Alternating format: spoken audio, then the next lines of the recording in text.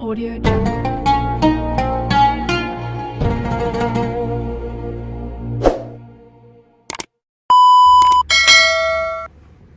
Assalamualaikum warahmatullahi wabarakatuh.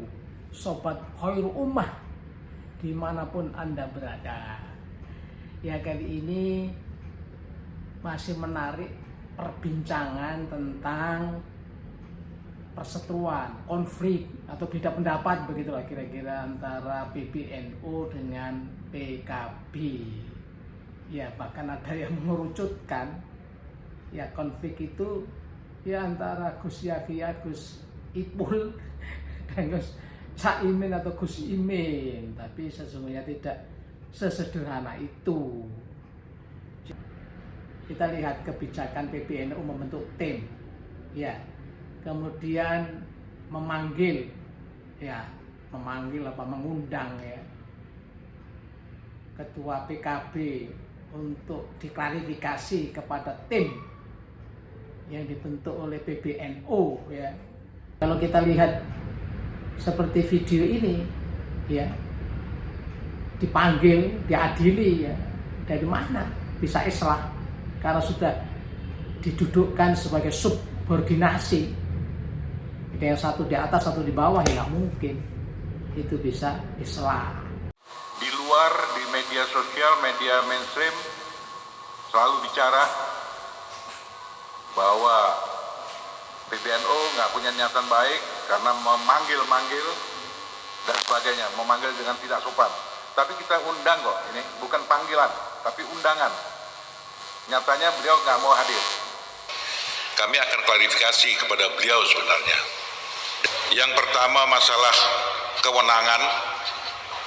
kewenangan dari Dewan Syuro yang semakin hari semakin menipis, semakin bergeser ke Ketua Umum DPP PKB. Nah, hal ini kita ingin konfirmasi kepada beliaunya. Yang kedua masalah permusyawaratan juga kami ingin konfirmasi. Yang ketiga kaitannya dengan tata kelola organisasi.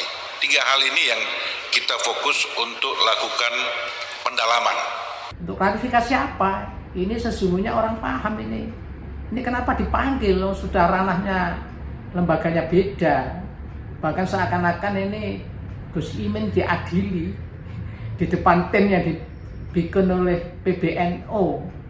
Ya, tentu ini tidak rasional, tidak masuk akal dan juga tidak punya dasar hukum yang kuat. Jadi kalau kemudian Caimin, Gus Imin tidak datang ya wajar mau diadili.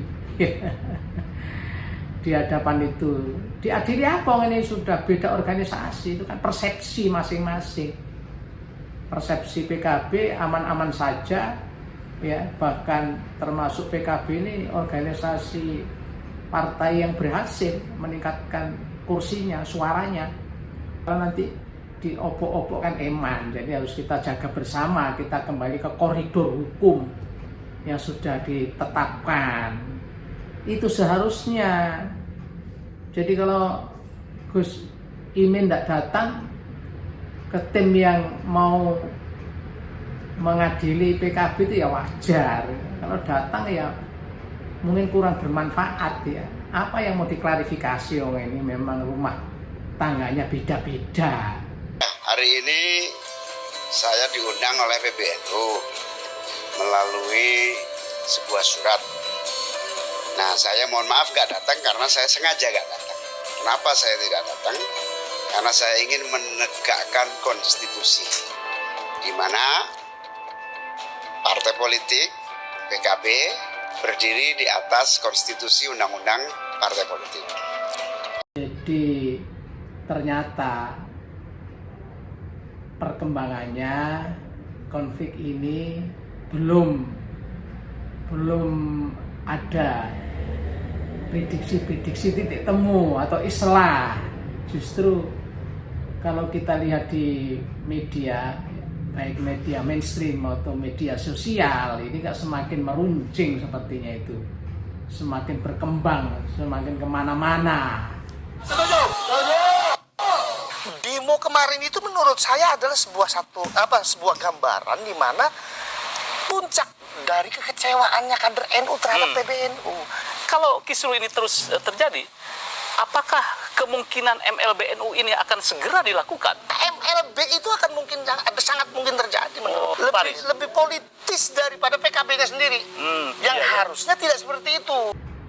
Ya, kan kita paham, semua orang sudah paham bahwa hubungan PKB dengan PBNU jelas itu hubungan historis ya. Karena yang mendirikan PKB itu NU ya. Kemudian ada hubungan emosional ya. Konstituen PKB paling banyak ya tentu warga Nahdliyin, warga NU. Kemudian ada hubungan aspiratif ya untuk menyalurkan aspirasi warga NU. Kemudian ada hubungan kultural, nah, itu orang sudah mafhum. Tapi kalau kemudian diseret hubungan itu karena hubungan organisatoris, hubungan kelembagaan, hubungan formal, hubungan struktural, ya itu tidak nyambung ya. Itu menjadi tidak nyambung, tidak pada tempatnya. Karena yang kita dengar bahwa PBNU itu berkeinginan setelah menilai bahwa PKB itu katanya sudah tidak berjalan di relnya yang benar. Katanya perjalanan PKB di bawah Caimin ini sudah melenceng dari hitoh semula. Itu penilaian PBNU sehingga perlu didandani istilahnya, perlu dibenahi. Bahkan ibarat produk mobil itu produk gagal sehingga harus ditarik dari pasaran sampai ke sana ya.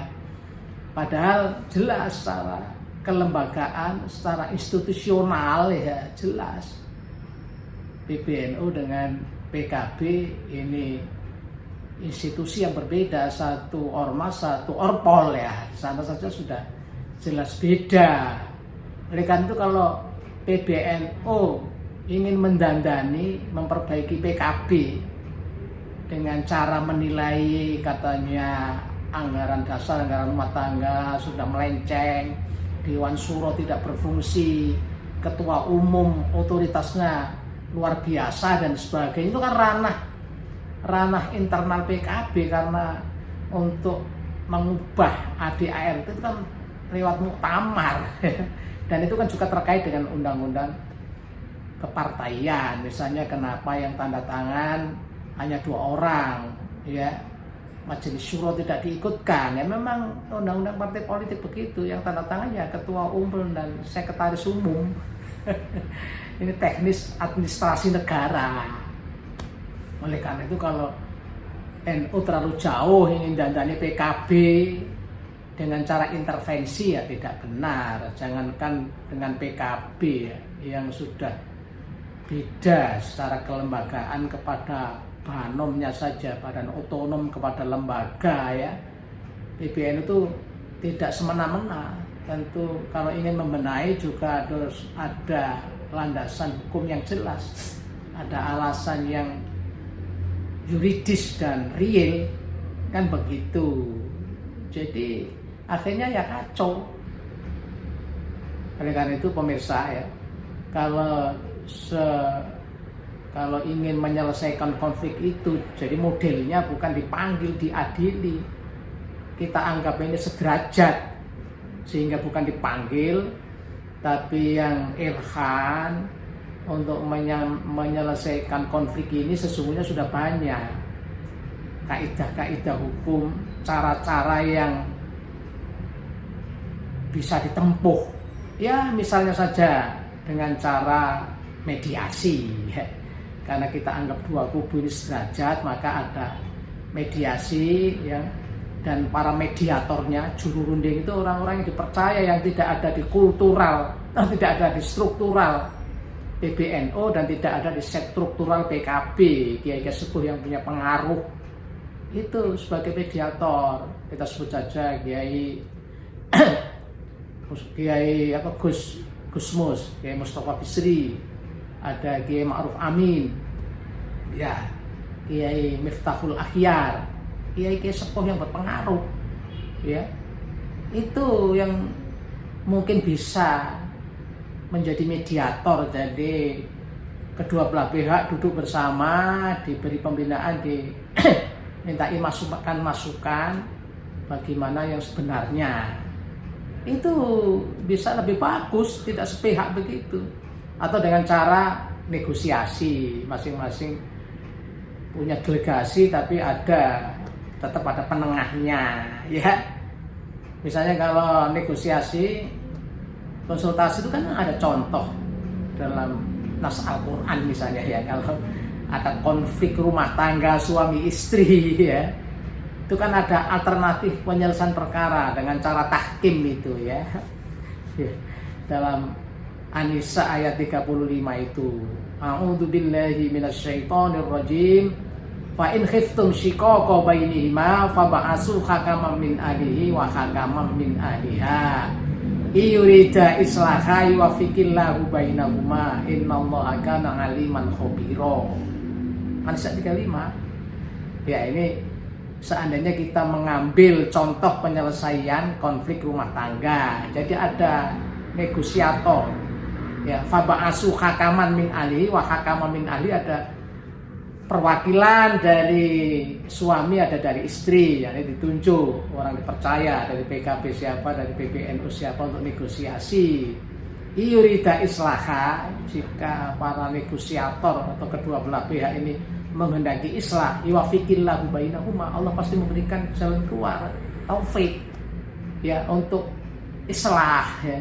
Innallaha kana aliman khabira, Allah itu maha mengetahui, maha waspada. Jadi caranya itu harus kedua belah pihak ini setara, tidak dipanggil mau dibina seperti anak begitu, tentu ini tidak bisa diterima. Jadi pemirsa, ya, kalau ingin menyudahi konflik ini, ya, harus disetarakan dan duduk bersama, saling pengertian, ya. Kemudian kembali kepada ini satu keluarga, ya, ini sesama muslim, sesama warga Nahdiyin, ya, bagaimana solusi yang baik. Ya, sesungguhnya PBNU atau warga Nahdiyin akhir-akhir ini memang mendapat cobaan yang berat, ya. Ada isu soal nasab Pahlawi, ya, antara orang-orang Arab dari Yaman yang sementara ini diterima dengan baik di kalangan Nahdiyin, sekarang diungkit-ungkit, dipersoalkan. Ini juga masalah yang serius, ditambah lagi konflik PKB